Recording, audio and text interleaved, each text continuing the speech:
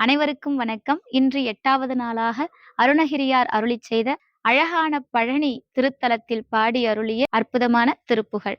கருவினுருவாகி வந்து வயதளவிலே வளர்ந்து கலைகள் பலவே தெரிந்து மதனாலே கரிய குழல் மாதர் தங்கள் அடிசுவடு மார்பு தைந்து கவலை பெரிதாகி நொந்து மிக வாடி அரஹர சிவாயவென்று அரஹர சிவாயவென்று தினமும் தொழியாமல் நின்று அருசமய நீதி ஒன்றும் அறியாமல் ஹரஹர சிவாயவென்று தினமும் துதியாமல் நின்று அருசமய நீதி ஒன்றும் அறியாமல் அசனமிடுவார்கள் தங்கள் மனைகள் தலைவாசல் நின்று அசனமிடுவார்கள் தங்கள் மனைகள் தலைவாசல் நின்று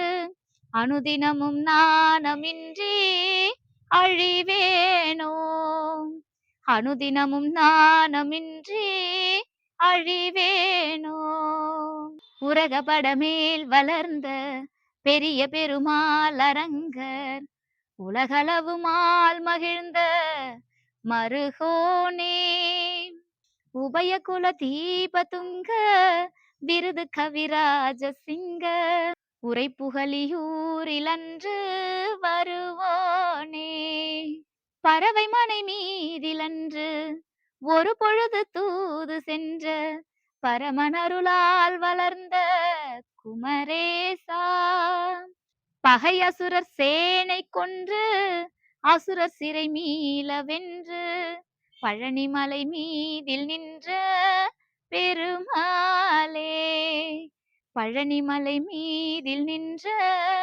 பெருமாளே. இந்த திருப்புகழானது எப்பவுமே அடியனுக்கு ரொம்ப மனதிற்கு நெருக்கமான திருப்புகழ். நமக்கு கிடைத்த 1300 சொச்சம் திருப்புகழ் இருக்குல்ல, எல்லா திருப்புகழும் ஒவ்வொரு வகையிலே மனதிற்கு ரொம்ப ஆழமாக பதிந்த திருப்புகழ். எனக்கு ஏன் இந்த திருப்புகழ் ரொம்ப பிடிக்கும் அப்படின்னா, நான் எப்போது திருப்புகழை படிக்க ஆரம்பித்தேனோ அப்போதுதான் எனக்குள் பெரிய புராணத்தின் மீது ஆர்வம் பிறந்தது. கம்பராமாயணம், மகாபாரதம், திருவிளையாடல் புராணம், சங்க இலக்கிய நூல்கள், இப்படி எல்லா நூல்கள் மேலும் ஆவல் பிறந்தது அருணகிரியார் இயற்றிய திருப்புகழை படித்த போதுதான்.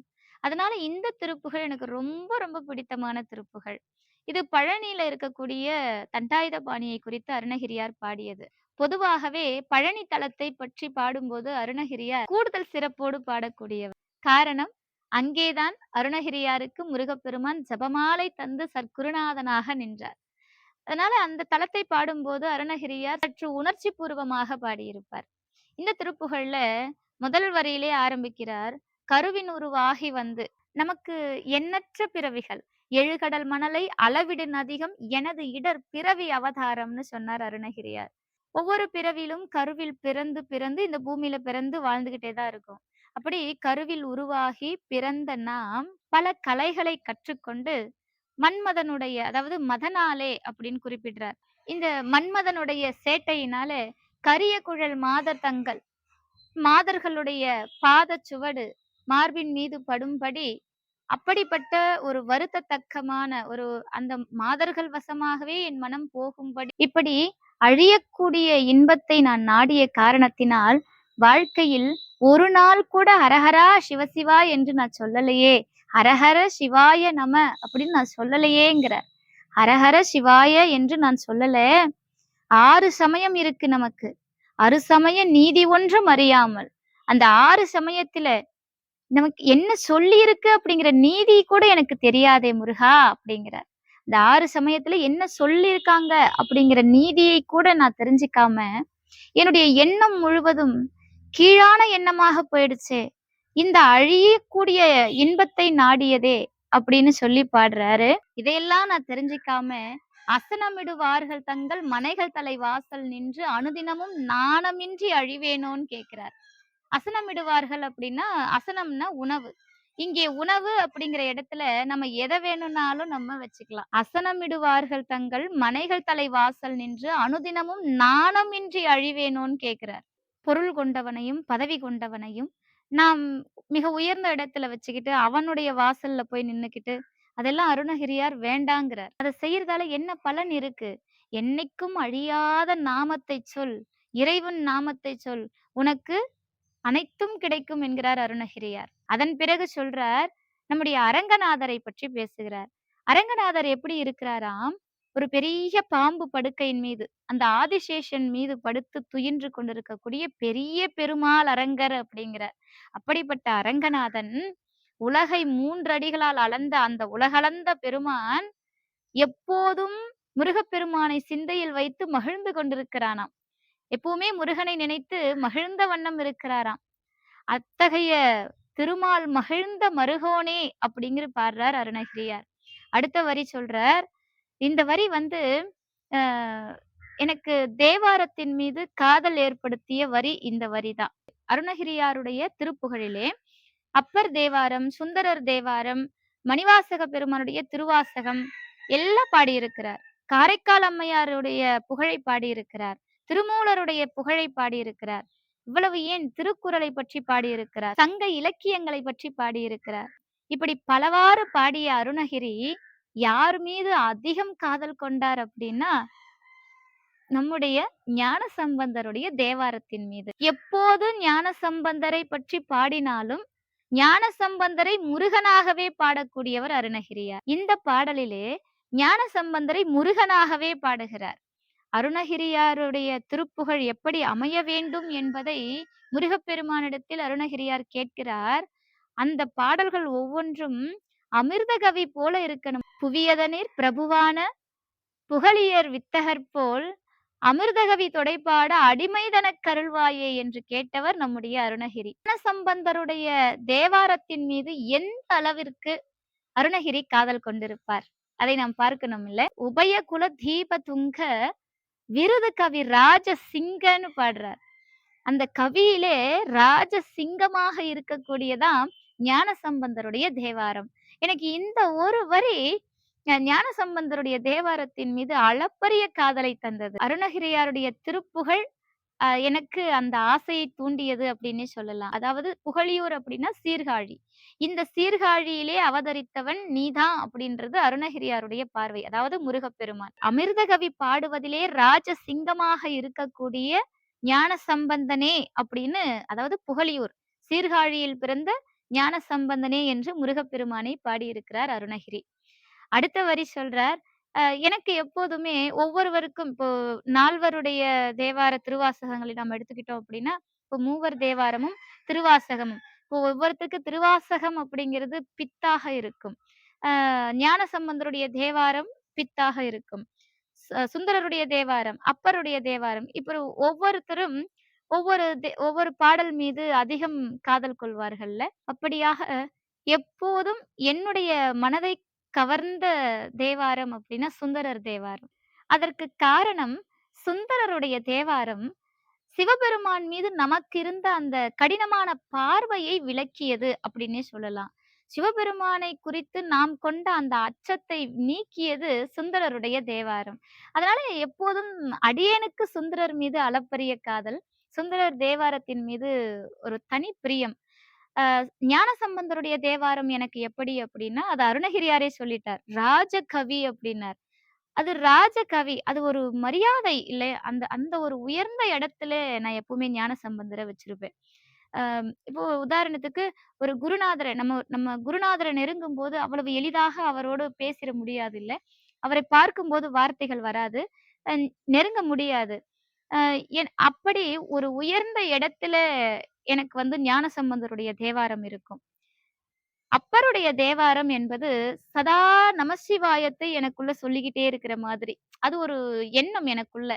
அ அப்பருடைய தேவாரம் எப்போதும் அந்த நமசிவாயத்தை பாடுவது, சிவபெருமானை பாடுவது. சம்பந்தருடைய தேவாரம் என்னுடைய என்னுடைய பதிகத்தை பாடு, உனக்கு இது நடக்கும் என்று ஆணையிட்டு சொல்லக்கூடிய தேவாரம் சம்பந்தருடைய தேவாரம். அப்பருடைய தேவாரம் என்ன அப்படின்னா, சதா சிவபெருமானை பாடுவது ஒன்றே அப்பருடைய தேவாரம். நமசிவாய நற்றுணையாவது நமசிவாயவே என்பது. மணிவாசக பெருமானின் திருவாசகம் என்பது, ஒரு காதலன் காதலி. காதலியை விட்டு காதலன் பிரிந்து சென்று விட்டால், அந்த காதலி காதலன் மீது கொண்ட அந்த ஏக்கத்தில் வரும் கண்ணீர் தான் திருவாசகம் என்பேன். அப்படியாக நாம் இந்த இந்த உலகத்தில் இருக்கக்கூடிய அனைத்து ஆன்மாக்களும் காதலிகள் தான். யாருக்கு என்றால் சிவபெருமானுக்கு. எல்லாரும் சிவபெருமானை நினைத்து உருகி, உருகி அழக்கூடிய தமிழ் திருவாசகம். இதிலே சுந்தரருடைய தேவாரம் ஏன் எனக்கு ரொம்ப பிடிக்கும் அப்படின்னா, அம் நான் முன்னமே சொன்ன மாதிரி சிவபெருமானை ரொம்ப எளிமையாக நம்மிடையே கொண்டு வரக்கூடிய தேவாரம். அவருடைய எல்லா அணுகுமுறையும் அப்படிதான் இருக்கும். அவருக்கு என்ன வேணும்னாலும் சிவபெருமான் கிட்ட போய் கேட்பார். "எனக்கு காசு குடு, எனக்கு பொன் குடு, எனக்கு பொருள் குடு, வீட்ல நெல் இல்ல, நெல்ல குடு." அப்படின்னு எல்லாத்தையும் உரிமையோடு கேட்கக்கூடிய தேவாரம். அது மட்டுமா, அன்று பறவை நாச்சியார் வீட்டிற்கு தூதாகவே சிவபெருமான் சென்றிருக்கிறார் என்றால், சுந்தரருடைய தமிழுக்கு சிவபெருமான் எத்துணை அடிமையாகி இருக்க வேண்டும். நான் அந்த வரிய படிக்கும் போதெல்லாம் இதை யோசிப்பேன். அருணகிரியார் பாடுறார், "பறவை மனை மீதிலன்று ஒரு பொழுது தூது சென்ற பரமன் அருளால் வளர்ந்த குமரேசா" அப்படின்னு பாடுறார். பறவை நாச்சியார் வீட்டுக்கு சிவபெருமான் தூது சென்ற காட்சி. அவருடைய மனைவியோடு அவருக்கு ஊடல் இருந்தது. அந்த கணவன் மனைவிக்கான ஊடலை தீர்த்து வைப்பதற்கு கூட சிவபெருமான தான் கூப்பிட்டிருக்கிறார். அப்படி எப்போதுமே சிவபெருமான் எல்லாவற்றிற்கும் தன்னுடைய அடியார்களுக்காக எந்த நேரத்திலும் எப்படியும் வருவான் என்று காட்சிப்படுத்தியவர் சுந்தரர். அதனால எப்போதும் அடியேனுக்கு சுந்தரர் தேவாரத்தின் மீது சிறிது காதல் அதிகம். அது மட்டுமல்ல, சிவபெருமான் கைலாயத்திலே சிவபெருமான் யோசிக்கிறார். எல்லாரும் நம்மள பாடிட்டாங்க. சிவபெருமானை பற்றி அடியவர்கள் அனைவரும் பாடிட்டார். ஞானசம்பந்தர் 16,000 பாடல் பாடியிருக்கிறார். அப்பர் சுவாமிகள் பாடியிருக்கிறார்.